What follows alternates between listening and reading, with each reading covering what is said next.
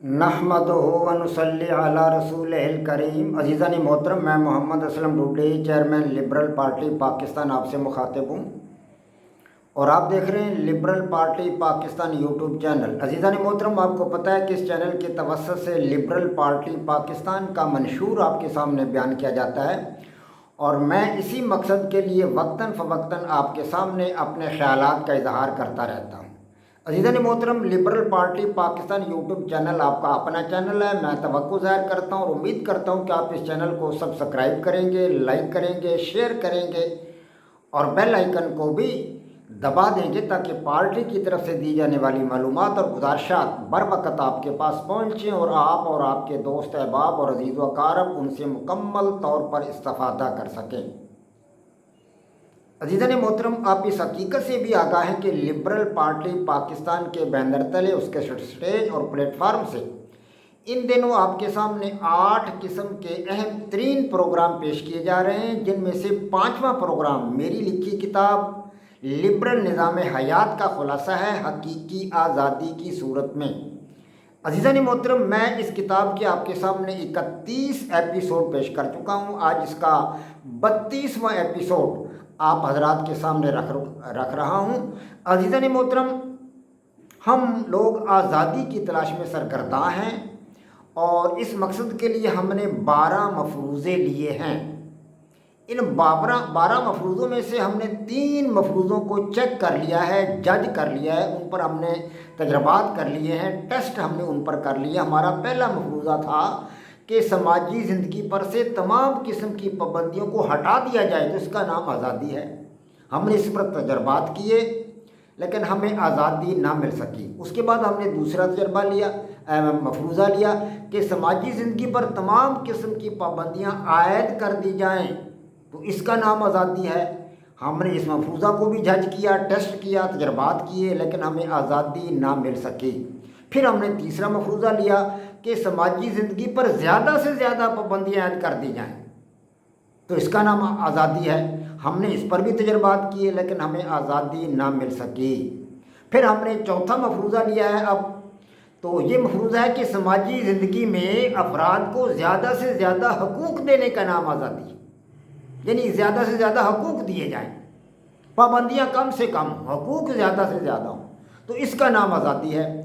तो अज़ीज़ान मोहतरम, ये मैं आपके सामने बयान तो कर चुका हूँ ये मफरूज़ा क्या है और उसको ब्रीफली मैंने आपके सामने रख भी दिया है, लेकिन इस पर हमने अभी तक तजर्बात नहीं किए। तो आइए आज हम इस पर सबसे पहला तजर्बा करते हैं कि समाजी ज़िंदगी में अफराद को ज़्यादा से ज़्यादा हकूक़ देने का नाम आज़ादी है। आइए आज हम एक रियासत को ज़्यादा से ज़्यादा हुकूक देते हैं वहाँ के अफराद को और देखते हैं कि नतीजा क्या निकलता है। तो अज़ीज़ान मोहतरम,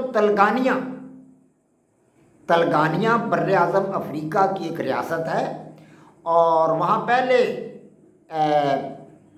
ऑटोक्रेसी थी, तो अब वहाँ पर पहली जमहूरी हुकूमत कायम हुई है और पहली जमहूरी हुकूमत के सरबराह है वज़ीर आज़म फ्रांसिस रहोडक। वज़ीर आज़म फ्रांसिस रहोडक उसके सरबराह हैं। तो वज़ीर आज़म साहब जो हैं, फ्रांसिस रहोडक साहब जो हैं, वो अवामी हकूक़ के बहुत बड़े अलमबरदार हैं। वो अवामी हकूक़ के बहुत ज़्यादा हामी हैं और वो चाहते हैं कि अवाम को ज़्यादा से ज़्यादा हकूक़ दिए जाएँ।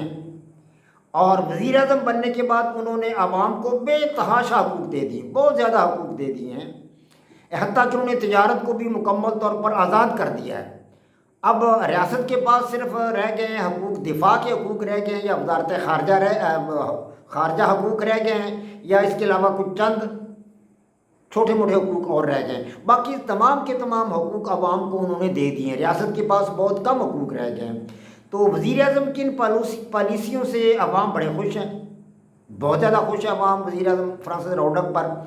तो अब जो है मुल्क माशाल्लाह बड़े अच्छे अंदाज से चल रहा है, लेकिन वहाँ पर एक कंपनी है बहुत बड़ी इस मुल्क में, international corporation of wheat and oil trade, international corporation of wheat and oil trade, यानी गंदम और तेल की तिजारत करने वाली कंपनी इकवोट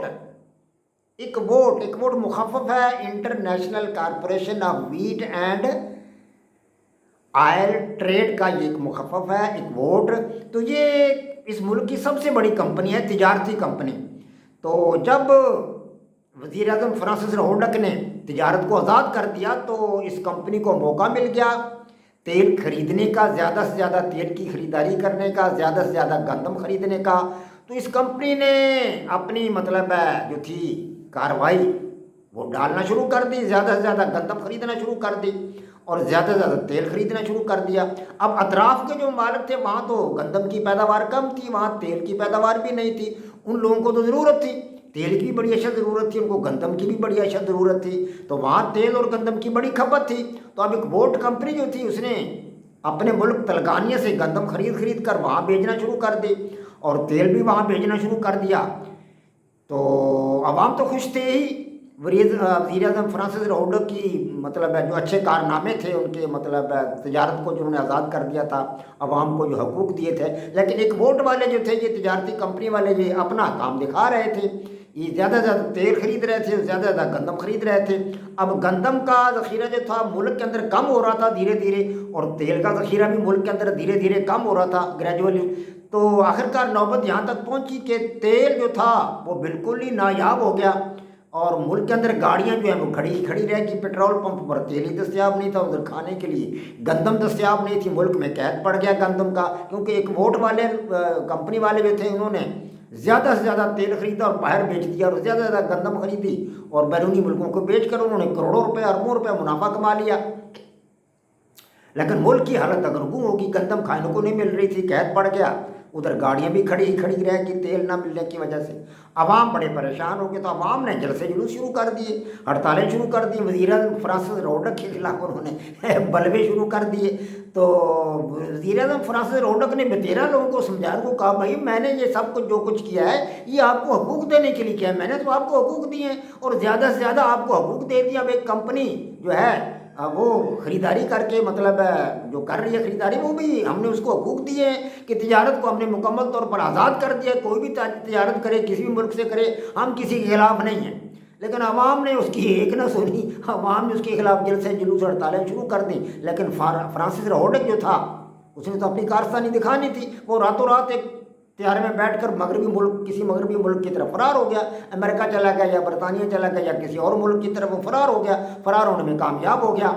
اب بعد میں عوام روتے رہے، بعد میں مطلب کچھ دنوں کے بعد پتہ چلا کہ وہ جو فرانسس روڈک صاحب تھے، وہ جو کمپنی بنی تھی ایک ووٹ international corporation of wheat and oil trade, ایک ووٹ، اس کے اندر 95% حصص فرانسس روڈک کے تھے، یہ بعد میں پتہ چلا۔ یعنی کہ وہ اتنی بڑی کرپشن کر گیا کہ اس نے اپنی کمپنی بنائی اور اس کی کمپنی یہ سب کچھ خرید کر بیرون ملک بیچتی رہی، اربوں روپے کماتی رہی، لیکن عوام کو انہوں نے اندھیرے میں رکھا۔ تو اس سے یہ صورتحال پیدا ہوگی، بڑی مشکل سے فوج نے اقتدار پر قبضہ کیا اور فرانسس روڈک کو گرفتار کرنے کے لیے، پکڑنے کے لیے انہوں نے اپنی کوششیں تیز کر دی، لیکن وہ تو بھاگ چکا تھا، اس کی کمپنی اربوں پتی ہو چکی تھی، وہ بیرون ملک سارا ساسا لے کر بھاگ گیا، کسی مغربی ملک کی طرف چلا گیا۔ یہ صورتحال اس ملک میں پیدا ہوئی۔ وما علینا الا البلاغ، یہ ہمارا پہلا تجربہ تھا، تو آئندہ انشاءاللہ ہم مزید اس بارے میں کچھ تجربات کریں گے، تو پھر دیکھیں گے کہ آیا ہمارا یہ چوتھا مفروضہ جو ہے یہ درست ہے یا غلط ہے، اس سے ہمیں آزادی ملتی ہے یا نہیں ملتی۔ وما علینا الا البلاغ۔ پاک فوج زندہ باد، پاکستان پائندہ باد۔